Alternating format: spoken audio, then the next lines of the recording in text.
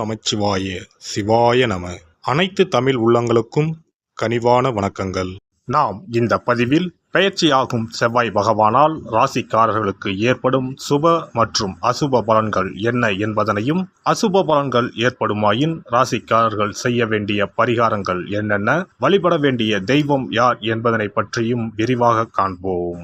உங்கள் வாழ்வில் வளமும் நலமும் செல்வ செழிப்பும் பெற்று வாழ்வில் உயரிய நிலையை அடைய எல்லாம் வல்ல இறைவனை வேண்டி விரும்பி கேட்டுக்கொள்கிறேன். செவ்வாய் பகவான் சகோதரக்காரகன் ஆவார். சிவப்பு நிறத்தின் அதிபதி, ஆண் கிரகம், அதிலும் தைரியமான கிரகம். செவ்வாய் துடிப்பானவர், இளமையானவர், இள ரத்தம், வீரமான கோபமான இளைஞனை போன்றவர். எதற்கும் பயப்பட மாட்டார், துடிப்பானவர். தைரியத்தையும் வீரத்தையும் குறிப்பவர் செவ்வாய் பகவான். இவர் கிரகங்களின் தளபதியாக கருதப்படுகிறார். செவ்வாய் பகவான் மேசம் மற்றும் விருச்சிக ராசிகளின் அதிபதியாக உள்ளார். ஒருவருடைய ஜாதகத்தில் செவ்வாய் சுபஸ்தானத்தில் இருந்தால் அந்த நபர் வீரம், தைரியம், ஆற்றல் மற்றும் சக்தி வாய்ந்தவராக இருக்கிறார். அனைத்து கிரகங்களும் ஒரு குறிப்பிட்ட காலத்தில் தங்கள் ராசியை மாற்றுகின்றன. இவற்றின் தாக்கம் அனைத்து ராசிகளிலும் காணப்படும். செவ்வாய் பெயர்ச்சியும் அனைத்து ராசிக்காரர்களின் வாழ்விலும் ஒரு குறிப்பிடத்தக்க தாக்கத்தை ஏற்படுத்தும். இந்த வருடம் ஜூன் 1ஆம் தேதி சனிக்கிழமை அன்று செவ்வாய் பகவான் தனது சொந்த ராசியான மேசத்தில் பயிற்சியாக உள்ளார். செவ்வாய் கிரகத்தின் இந்த பயிற்சியானது மாலை 3:39 நடைபெறும். செவ்வாய் பகவான் ஜூன் 1 முதல் ஜூலை 12 வரை மேசராசியில் இருப்பார். மேசத்தில் ஏற்படும் செவ்வாய் பெயர்ச்சியானது ருச்சக ராஜயோகத்தை உருவாக்கும். இதனால் சில ராசிக்காரர்களுக்கு அற்புதமான நற்பலன்கள் கிடைக்கும். செவ்வாய் பகவான் மகர ராசியில் அல்லது அதன் சொந்த ராசியான மேசம் அல்லது விருச்சகத்தில் இருக்கும்போது இந்த ருச்சக ராஜயோகம் உருவாகிறது. இந்த அற்புதமான சேர்க்கை ஏற்படும் போது அதன் செல்வாக்கின் கீழ் உள்ள ராசிக்காரர்கள் மிகவும் தைரியமாக, துணிச்சலாக மாறுகிறார்கள். சமூகத்தில் அவர்களின் கௌரவம் அதிகரிக்கிறது. பணிபுரியும் இடத்தில் தனி மரியாதை கிடைக்கிறது. இனி செவ்வாய் பெயர்ச்சியால் ஏற்படவுள்ள ருச்சக ராஜயோகத்தால் அதிகப்படியான நல்ல பலன்களை அடைய உள்ள ராசிகளை பற்றி காண்போம். எந்த ஒரு நிகழ்ச்சியாக இருந்தாலும் தலைமை தாங்க ஆசைப்படும் மீனராசி அன்பர்களே, நீங்கள் நிதானமாக முடிவுகளை எடுத்தாலும் எடுத்த முடிவில் மாறாதவர். இந்த செவ்வாய் பெயர்ச்சியில் எல்லா வகையிலும் நிம்மதியும் மகிழ்ச்சியும் உண்டாகும். எடுக்கும் எல்லா முயற்சிகளிலும் வெற்றிகள் கிடைக்கும். புதிய நண்பர்களின் சேர்க்கையால் உதவிகள் கிடைக்கும். பணவரத்து அதிகரிக்கும். வீடு கட்டும் பணியில் ஈடுபட்டு இருப்பவர்கள் தொடர்ந்து அதனை செய்து முடிக்க எடுக்கும் முயற்சிகள் சாதகமான பலனை தரும். கையிருப்பு கூடும். இதுவரை இருந்த தொல்லைகள் நீங்கும். நீண்ட தூர பயணங்களால் லாபம் உண்டாகும். மனதில் தைரியம் பிறக்கும். வாக்கு வன்மையால் ஆதாயத்தை பெறுவீர்கள். உயர்மட்ட பதவியில் உள்ளவர்களின் உதவிகள் கிடைக்கும். தொழில் வியாபாரம் சற்று நிதானமாக நடக்கும். எதிர்பார்த்த லாபம் இருந்தாலும் தொழில் தொடர்பான செலவும் கூடும். சரக்குகளை வாங்கும் போது கவனித்து வாங்குவதும் பாதுகாப்பாக வைப்பதும் நல்லது. உத்தியோகத்தில் இருப்பவர்கள் கூடுதலாக பணியாற்ற வேண்டியிருக்கும். பதவி உயர்வு கிடைக்கலாம். குடும்பத்தில் இருப்பவர்களுடன் கோபப்படாமல் நிதானமாக பேசி அனுசரித்து செல்வது நல்லது. சகோதரர் வகையில் உதவிகள் கிடைப்பதில் தாமதம் உண்டாகலாம். உடல் ஆரோக்கியத்தில் கவனம் தேவை. கணவன் மனைவிக்கு இடையே இருந்த மனஸ்தாபம் நீங்கும். விருந்து கேளிக்கை நிகழ்ச்சியில் கலந்து கொள்வீர்கள். பெண்களுக்கு ஆடை ஆபரணங்கள் வாங்கும் எண்ணம் அதிகரிக்கும். நிதானமாக பேசி மற்றவர்களிடம் அனுசரித்து செல்வது காரிய வெற்றிக்கு உதவும். கலைத்துறையினருக்கு எதிர்காலத்தை கருத்தில் கொண்டு சில திட்டங்களை ஆலோசிப்பீர்கள். எந்த சூழ்நிலையிலும் மனம் தளராது விடாமுயற்சியுடன் காரியங்களை செய்யுங்கள். வாகனங்கள் வாங்கும் யோகம் உண்டாகும். சிலருக்கு மருத்துவ செலவுகள் ஏற்படும். வீட்டை விட்டு வெளியில் தங்க நேரலாம். கடன் விவகாரங்களில் கவனம் தேவை. உபத்தொழில் தொடர்பான காரியங்கள் தாமதமாக நடக்கும்.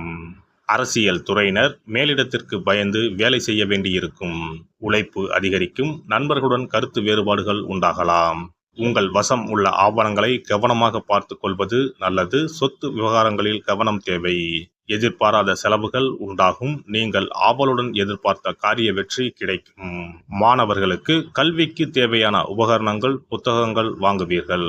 கூடுதலாக நேரம் ஒதுக்கி பாடங்களை படிக்க வேண்டி இருக்கும். நட்சத்திர பலன்கள் பூரட்டாதி 4ஆம் பாதம். தொழில் வியாபாரத்தில் ஈடுபட்டு இருப்பவர்கள் பார்ட்னர்களை அனுசரித்து செல்வது வியாபார வளர்ச்சிக்கு உதவும். தொழில் தொடர்பான அலைச்சல் உண்டாகலாம். உத்தியோகத்தில் இருப்பவர்கள் மேல் அதிகாரிகள், சக ஊழியர்களிடம் அனுசரித்து நடந்து கொள்வது நல்லது. உத்திரட்டாதி நட்சத்திரம் குடும்ப விஷயத்தில் அந்நிய நபர்களின் தலையீட்டை தவிர்ப்பது நல்லது. கணவன் மனைவி ஒருவருக்கொருவர் விட்டு கொடுத்து செல்வது மன அமைதியை தரும். வாழ்க்கை துணையின் உடல் நலத்தில் கவனம் தேவை. பிள்ளைகளிடம் அன்பாக பேசுவது நன்மை தரும். ரேவதி நட்சத்திரம் எந்த நிலையிலும் மனம் தளராது காரியங்கள் செய்வது வெற்றியை தரும். வாக்குறுதிகளை தவிர்க்கவும். மாணவர்கள் யாருக்கும் உத்தரவாதம் அளிக்காமல் இருப்பது நல்லது. கல்வியில் கூடுதல் கவனம் தேவை. தினமும் வீட்டில் பஞ்சமுக தீபம் ஏற்றி தரிசித்து வர மன அமைதி கிடைக்கும். காரிய அனுகூலம் உண்டாகும். நவ கிரகங்களில் சூரியனுக்கு அடுத்தபடியாக செயல் ஆற்றல் உள்ள கிரகம் செவ்வாய். ஆளுமை திறன், ஆற்றல், வீரம், அதிகாரம் செய்தல், வளைந்து கொடுக்காத தன்மை, தர்மம், நீதி, நேர்மை, நியாயம் போன்ற அம்சங்கள் கொண்ட கிரகம் செவ்வாய். செவ்வாய் பலமாக இருந்து நல்ல ஆதிபத்தியம் பெற்று அவரது தசை நடக்குமானால் சகோதர சகோதரிகள் மூலம் பெரும் அனுகூலம் ஏற்படும். பெரிய பதவிகளில் உள்ளவர்கள் தொழில் அதிபர்களின் தொடர்பு கிடைத்து அதன் மூலம் முன்னேற்றம் உண்டாகும். பலமற்ற ஆதிபத்தியம் பெற்று தசை நடக்குமானால் கீழே விழுவதும் அடிபடவும் நேரிடும். வாகன விபத்துக்களை சந்திக்க நேரிடும். இரத்த காயங்கள், வெட்டுக்காயங்கள், இரத்த சம்பந்தமான நோய், சித்தப்பிரமை, தலையில் அடிபடுதல் போன்றவற்றை ஏற்படுத்துவார் செவ்வாய் பகவான்.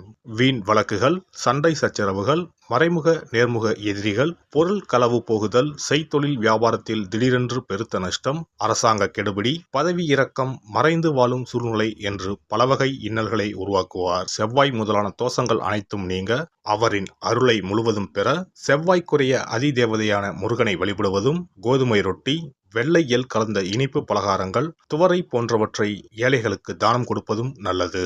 செவ்வாய் கிழமைகளில் விரதம் இருந்து செவ்வாய் பகவானுக்கு விளக்கேற்றுவது, சஷ்டி விரதம், கிருத்திகை விரதம் மேற்கொள்வது, தினமும் கந்த சஷ்டி கவசம் படிப்பது நல்லது. மேலும் செவ்வாய்க்குரிய கல்லான பவளக்கல்லை மோதிரத்தில் பதித்து அணிவது, சிவப்பு நிற ஆடையை அணிந்து கொள்வது, செப்பு பாத்திரங்களை உபயோகிப்பது போன்றவற்றால் செவ்வாயால் உண்டாகக்கூடிய தோஷங்கள் குறையும். செவ்வாய் பகவானுக்கு செய்யும் பரிகாரங்கள் அனைத்தும் முருகனுக்கு உகந்தது என்பதால் முருகனின் திருவருளும் கிட்டும். திருமண வாழ்க்கையில் செவ்வாய் பகவானுக்கு முக்கிய பங்கு உண்டு. திருமணத்துக்கு வரன் பார்க்கும் போது பிள்ளைக்கோ அல்லது பெண்ணுக்கோ செவ்வாய் தோஷம் இருக்கிறதா என்றுதான் முதலில் கேட்பார்கள். அந்த அளவுக்கு செவ்வாய் தோஷம் மிகவும் முக்கியமானதாக பார்க்கப்படுகிறது. ஒருவரின் ஜனன ஜாதகத்தில் லக்னம், சந்திரன், சுக்கிரன் ஆகியோருக்கும் செவ்வாய் இருக்கும் இடத்துக்கும் உள்ள தொடர்பை கொண்டுதான் செவ்வாய் தோஷம் ஒருவரின் ஜாதகத்தில் எந்த அளவுக்கு வலிமையாக இருக்கிறது என்பதை கணிக்க முடியும். செவ்வாய் தோஷம் இருக்கிறது என்றால் நம்பிக்கையோடு மிக எளிய பரிகாரங்களை செய்வதன் மூலம் தோஷ நிவர்த்தி பெறலாம். செவ்வாய் தோஷம் என்பது திருமண தடையை ஏற்படுத்துவது மட்டுமல்லாமல் மேலும் பல இடையூறுகளையும் ஏற்படுத்தும்.